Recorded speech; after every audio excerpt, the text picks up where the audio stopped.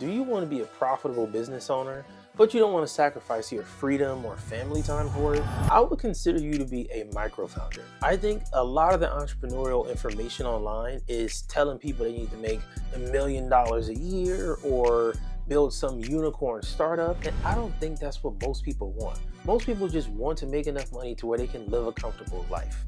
That's what I've been focused on, and I like to consider myself a micro founder. And that's simply somebody who is focused on making more money and making life easier, but still wants to have a life to enjoy said money and enjoy family and friends and have experiences. Today I want to break down what a micro founder is and how you can become it. What's up, people? I'm Chris. Welcome to my channel. Now I want to kind of encompass all of what I'm saying a micro founder is, and this is what my channel is going to be about going forward. A micro founder is somebody that is an entrepreneur, but isn't the person that's trying to start this massive company or have franchises all around the world.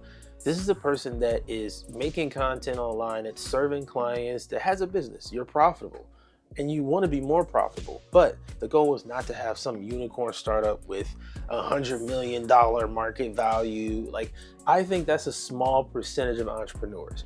But if you look at a lot of the other business content creators out there, they talk to every entrepreneur as if everybody's going for that level. I don't think most people are going for that level, to be honest. I think 90% of entrepreneurs want to make, $10,000, $20,000 a month. They will be very, very happy with that. And I honestly think that's the amount of money you can make to live a very comfortable life, still enjoy your family, your friends, enjoy experiences. Like, when I interview a lot of these founders on my show, the Star Founder Roadmap, and what I learned is a lot of these people don't really get to enjoy life. Like, the ones that are at the top that have had, unless they've had a big exit, usually they don't enjoy life. They're exhausted all the time. They don't get to see their kids. If they are in a relationship, they're not with their partner. Like, they don't even enjoy the money they make. And my thing has always been, what's the point in working and making all this money, creating this amazing life, if I can enjoy said amazing life?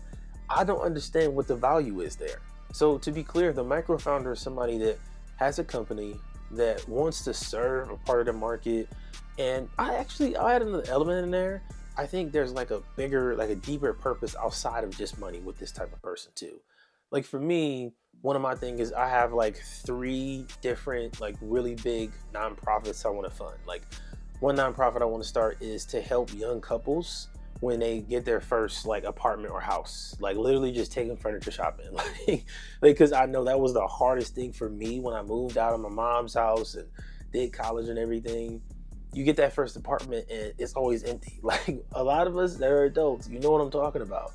And if you're a couple, that is one of the hardest times, when you're trying to figure out how to run life and, you're just trying to make things work. I want to do that same thing for entrepreneurs. I want to help those people, just literally, here's $10,000 to go furniture shopping for your new household. Like, that's one of my goals. And I notice that that's the same with a lot of micro founders that I meet. Like, there's something bigger than just chasing money. So how do you become a micro founder? Well, truthfully, I think it comes down to providing some sort of value to the world, right? Usually for me, I think service businesses are the best, right? Something local, or it could be online, something that actually helps somebody solve a problem. Like, a big issue we have right now is a lot of people are trying to start information businesses, trying to sell courses and workshops and all of that stuff, which I still think that there's a space where that fits. But as more and more people become aware of courses and online education and stuff, you can't sell that anymore and have an impact like you used to. Because essentially, unless you're selling your own systems and strategies and processes that you yourself have created, that stuff just isn't valuable anymore. Like, if you looked at this one marketing course, you've seen them all. Like, for digital marketing, you can just go and get the HubSpot course for that.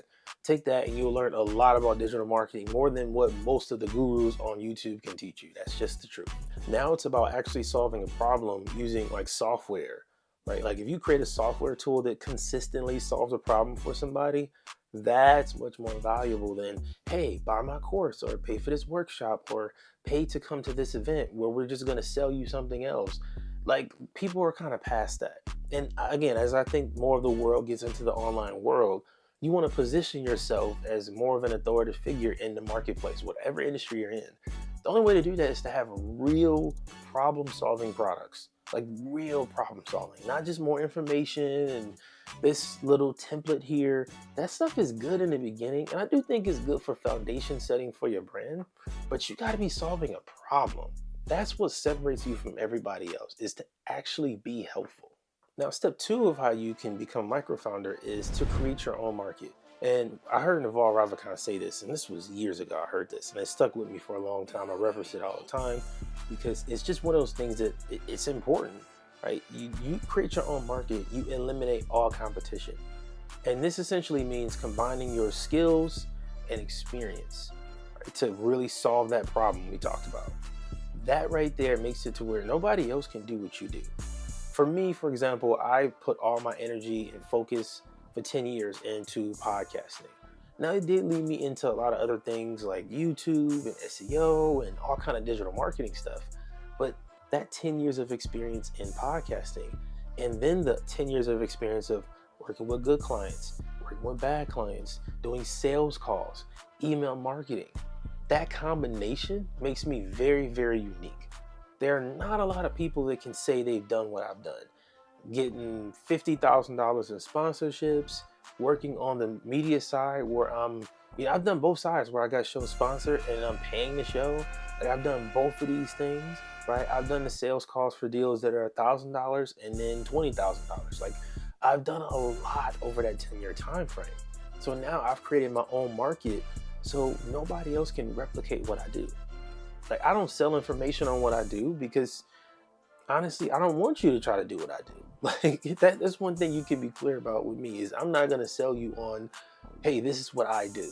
Now, I will sell a tool so you can be more productive and efficient in what you're doing. That's the goal. But I'm not going to teach you like, hey, here's how you can do exactly what I do. I'm good on that. Like, I don't want any competition in my marketplace. That's just dumb. The next step is to create a marketing system that works for you. The truth is, if you're a micro founder, you probably don't have the money that it takes to run ad campaigns. Like, the truth is, to get really good results on ad campaign, you got to be spending $3,000 to $5,000 a month. That's the truth. Now, I know some people will tell you that it could be less or whatever, but again, I've done this. You got to have some good money coming in. Until you get to that revenue level, it's so much better for you to focus on content, good content. Now, I do think there's a way you do content as a micro founder that's going to get you the results you want. So I'm going to make a whole nother video on that. But you got to understand that content is going to be your segue to getting those customers, to being profitable. Content as a micro founder is different from you having a large, massive business.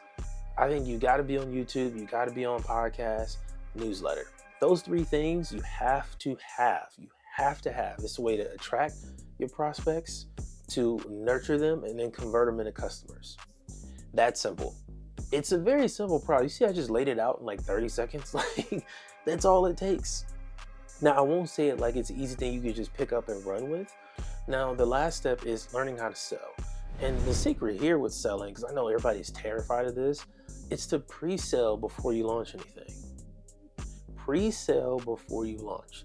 That means before you go and make a product, before you set up a service or anything, you already have a list of people that said they wanted this product. You have a list of people that said they have this problem and they're looking for a solution. The truth is, it will always be challenging to sell if you're not doing the right work in terms of the foundation of your product. The right work to me is talking to as many customers as you can before you build the product, right? Like, for example, I want to use an example here. Whether you're building a software tool or a service, you want to talk to customers first. Let's say you're building a done-for-you service and it's going to be, $3,000 or $5,000 a month. You need to talk to 20 different prospects about the service you want to make for them and what they'll get, what the deliverables are, what the specific outcomes are, tangible and measurable, all of that stuff, and see if that aligns with what they actually want. They can also tell you about pricing. Like, just sitting and talking to them, they'll tell you how much they'll pay to have certain problems solved. You can ask unique questions like, you said that this specific thing is a problem, so how much are you currently paying to solve that problem? Then they'll lay it out like, oh, I pay this much and that this much, blah, blah, blah. Now you know, okay, they're paying, $150 a month for this one, for these 5 tools to solve this problem. But this tool right here has all of it in one, so they're gonna pay less. But all of that comes from talking to customers. So you can, and that's why we make the content, because when you make the content, then you can talk to customers, and that makes selling easier.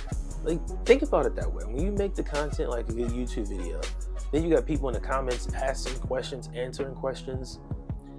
Then you look up and you realize, like, wow, I'm learning a lot about my customers and their problems.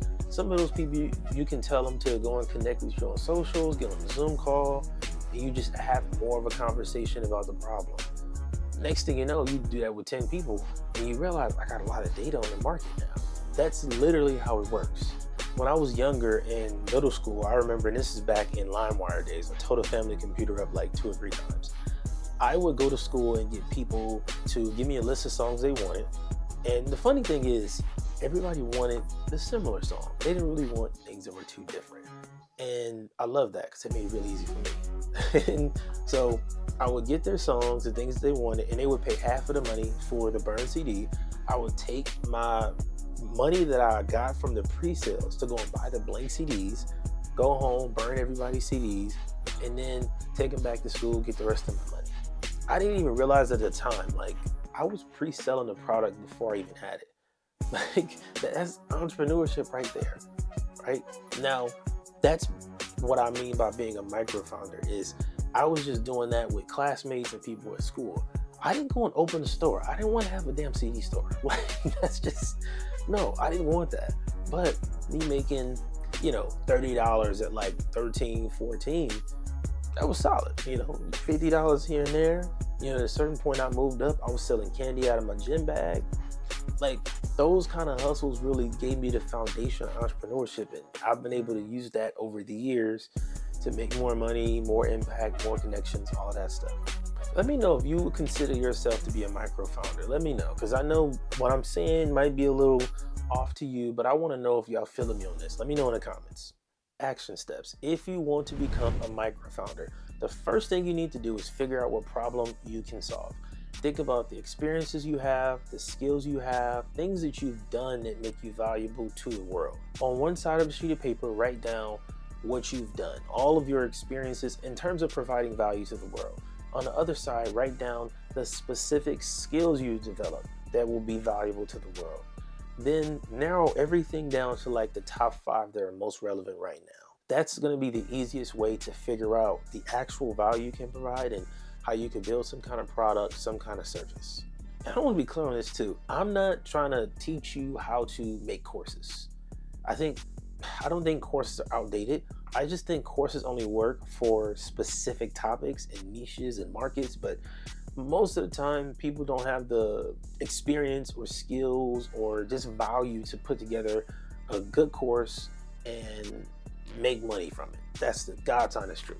Like, if you look at the data on this, most online courses are not completed. Most people are doing refunds, and that's because it's just not good. So I don't even want to talk about that or try to teach about that, because it's just, I've done it before, I've made money from it, but that's also why I know, no, don't go down that path. I think it's better to provide a service or create a product. We're gonna break that down throughout the next couple weeks and months on this channel.